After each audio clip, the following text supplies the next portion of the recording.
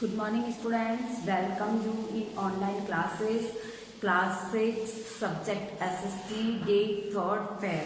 And in the previous class student we have studied chapter number 1. Today we will discuss about the chapter number 2, from hunting gathering to growing food. Mean to say कि hunter gatherer जो थे उन्होंने growing food तक, mean to say जो लोग hunting करते थे अपने फूड को प्राप्त करने के लिए, उन्होंने फूड ग्रो करना किस तरीके से सीखा, इस चैप्टर में हम इसके बारे में स्टडी करेंगे। स्टूडेंट्स, हंटर गैदरर्स जो थे ये इंडिया के सब कॉन्टिनेंट में रहते थे million 2 million years ago. And today about we will discuss about hunter gatherers. ये जो लोग थे ये वाइल्ड एनिमल्स को हंट करते थे एंड वाइल्ड एनिमल्स को हंट करते थे and caught fish and birds and bird and fishes को कोट करते थे, पकड़ते थे। गैदर्ड फूड इकट्ठा करते थे और रूट्स, नट्स, मेवे, सीड्स, बीज, लीव्स, पत्तियां, स्टॉक्स एंड एग्स, और ये सभी चीजें, एग्स वगैरह ये सभी चीजें उनके द्वारा इकट्ठी की जाती थी। Reason for movement of hunter gatherers. Hunter gatherers जो थे वो मूवमेंट क्यों करते थे, mean to say one place से अनदर प्लेस पर मूवमेंट के पीछे, हंटर गैदरर्स के मूवमेंट के पीछे क्या रीजंस थे। Hunter gatherers move from one place to another, और वो एक स्थान से दूसरे स्थान पर मूव करते थे और उसके कई कारण थे। If they stayed at one place for a long time, अगर वो एक ही स्थान पर कंटिन्यू लंबे समय तक बने रहेंगे तो वो वहां पर रहकर जो अवेलेबल प्लांट होगा, एनिमल रिसोर्सेज होंगे, उसको वो खा कर और हंटिंग करके, शिकार करके खत्म कर देंगे, और इसलिए वो दूसरे स्थान पर जाते थे सर्च की, फूड की सर्च में। मीन टू से पर्टिकुलरली एक ही जगह पर लंबे समय तक रहने के बाद वो वहाँ के प्लांट्स और एनिमल्स रिसोर्सेज जो थे उनको खा चुके होते थे और दूसरी जगह पर फूड की तलाश में जाते थे। एनिमल्स जो हैं वो एक स्थान से दूसरे स्थान पर इसलिए मूव आउट करते थे कि उन्हें ग्रास और लीव्स की सर्च होती थी। मीन टू से पर्टिकुलरली एक ही जगह पर रहने के बाद उन्हें भी ग्रास एंड लीव्स की सर्च के लिए एक स्थान से दूसरे स्थान पर जाना पड़ता था।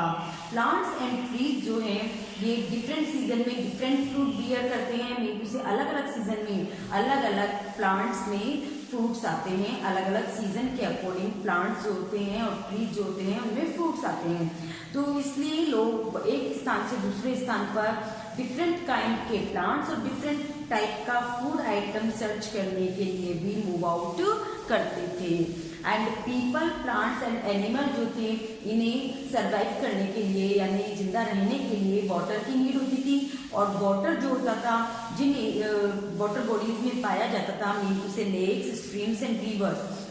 कई बार इस तरह की वाटर बॉडीज जो होती थी वो सीजनल होने के साथ सूख जाती थी, तो उन्हें एक स्थान से दूसरे स्थान पर वाटर बॉडीज को सर्च करने के लिए भी जाना पड़ता था।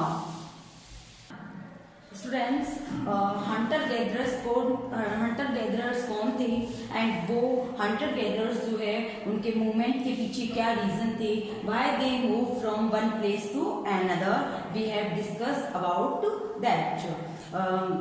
Now we will discuss about the tools used by set hunter gatherers, और हंटर गैदरर्स के द्वारा किस तरह के टूल्स यूज किए अब हम इसके बारे में डिस्कस करेंगे। आर्कियोलॉजिस्ट जो है उनका ये मानना है कि हंटर गैदरर्स जो थे उनके द्वारा जो टूल्स यूज किए गए थे वो टूल्स बने हुए थे स्टोन के, वुड के एंड बोन के। मीन टू से पत्थर के बने हुए थे, लकड़ी के बने हुए थे एंड हड्डी के भी बने हुए थे। और उन सभी टूल्स में से जो स्टोन के टूल्स बने हुए थे वो उनके लिए बेस्ट थे। मीन टू से वो उनको सरवाइव करने के लिए, अपनी जीविका चलाने के लिए ज्यादा बेस्ट तरीके से उनके द्वारा यूज किए जा रहे थे। और इन स्टोन टूल्स के द्वारा वो अपने मीट को कट करते थे, इस प्लांट की जो बात होती थी उन्हें कट करते थे, फ्रूट्स को काटते थे एंड रूट्स को भी काटते थे। Habitat of hunter gatherers, hunter gatherers जो थे उनकी हैबिट्स किस तरह की थी। मीन टू से कि आर्कियोलॉजिस्ट जो हैं उनका ये मानना है, आर्कियोलॉजिस्ट के माध्यम से हंटर गैदरर्स जो है उनके बारे में ये चीजें पता चलती हैं कि वो बहुत सारे स्थान, मतलब एक स्थान से दूसरे स्थान पर मूव करते थे।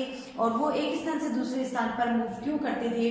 मीन टू से searches for food and searches for water bodies.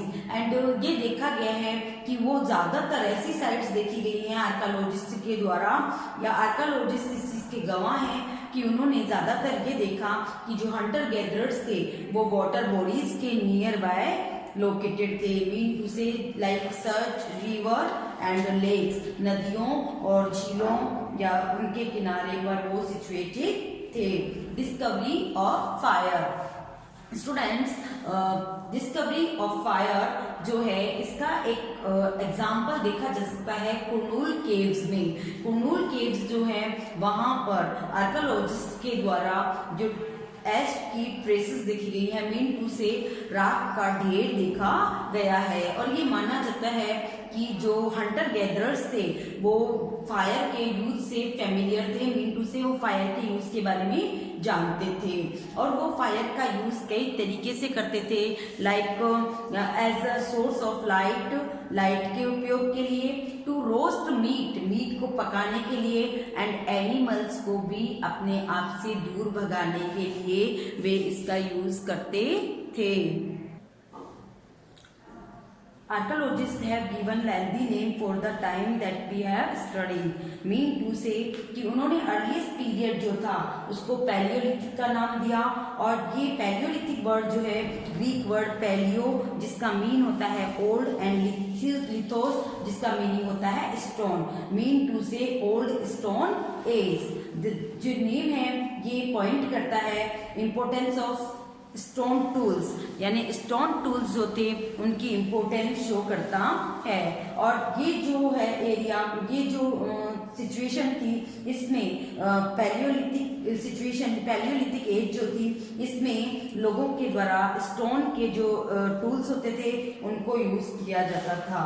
The period when we find environmental changes, वो पीरियड जिसमें environmental changes महसूस किए गए वो 12,000 years ago, mean to say 12,000 years पहले, तो उस एज को मेसोलिथिक एज के नाम से जाना गया। मीन टू से मिडल स्टोन एज। और इस एज में जो माइक्रोलिथ्स है वो probably struck on the handles of bone or wood। और इस एज में उन्होंने जो स्टोन के टूल्स बनाए थे उन पर हैंडल वगैरह लगाए गए थे, तो उन पर बोन के या फिर वुड के हैंडल वगैरह लगाए गए थे, जैसे कि साज और सिकल्स वगैरह।